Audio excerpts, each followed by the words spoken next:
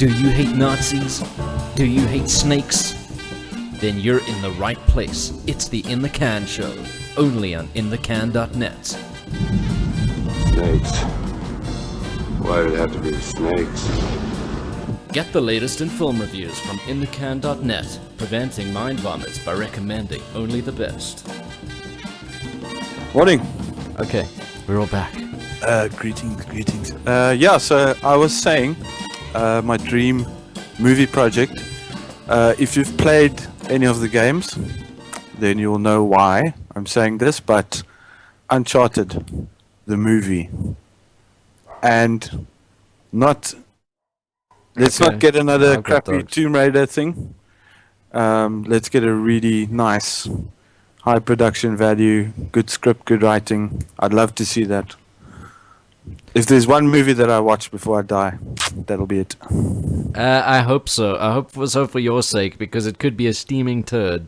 And that's not the movie that you want to watch before you die. Yeah. I mean, I'd rather watch something like, Who Framed Roger Rabbit or, Back to the Future. I think because obviously Harrison Ford isn't getting any younger, they can't really do a great Indiana Jones sequel, which they've proven. So I think the character of Nathan Drake would be best portrayed by a slightly younger Nathan Fillion. But I think Nathan... Exists. Yeah. Maybe Liam Hemsworth? Would he work? Just not seeing Drake in him either. But I think that Nathan Drake is this generation's Indiana Jones. Well, at least the gaming generations. He could be. Yeah. I will disagree with you on one thing, though. I'm a bit of a defender of Indiana Jones and the Kingdom of the Crystal Skulls. Yeah. Really? I think that in terms of Indiana Jones, it more or less is in line with this ridiculousness of the other movies. Yeah. But I think that a lot of people blow the stupid parts out of proportion. Look, I don't like them. I'm not saying I like them, but I'm saying that the writing was bad in that movie. I don't look. I'm not saying that it is up there with Raiders or the Last Crusade. I'm not saying that it's anywhere close to those. I'm just saying, like, in terms of the things that people are just saying destroy the whole movie, like nuclear-proof fridges and swinging from vines. Look, they're bad, and like all the gophers and things, they're bad. I'm not saying that they're good, but I'm saying that what I'm saying is the story is more or less kind of like what you'd expect from Indiana Jones. Yeah, the story itself, it's fine in that sense, but the execution and then also the characters, it's just just felt really hashed. And then the CGI I don't think helped, because the originals, they kind of had that vague air of authenticity where you actually see the actors doing the stunts and all that, but you can just sense there's a lot of green screen. That I will agree with you. I'll not deny that. Look, it's not a great movie. It's not even. It might just maybe qualify as an okay movie, but it is not as bad as everybody else says it is. That's all that I'm trying to get at. Yeah, and I mean, not as bad as the what?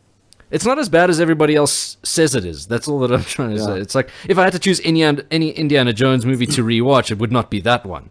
No mistake. No, but I wouldn't watch that movie, even if I wouldn't watch it again. Period. That's my angle anyway. even though the Temple of Doom I thought was the lowest note for the franchise, and a lot of people will disagree with me because for a lot of people that was their favorite one. It just depends on how.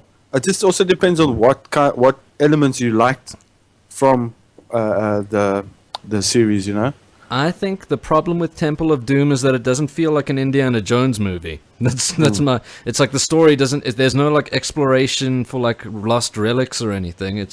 We're lost in some, exotic location and at the hands of a madman. It could have been a James Bond movie. So yeah. It doesn't. That's the thing that I have a problem with. For me, a lot of people like Raiders. My favorite is Last Crusade, but. I think that's because I watched it the most as a kid, so that's just mine.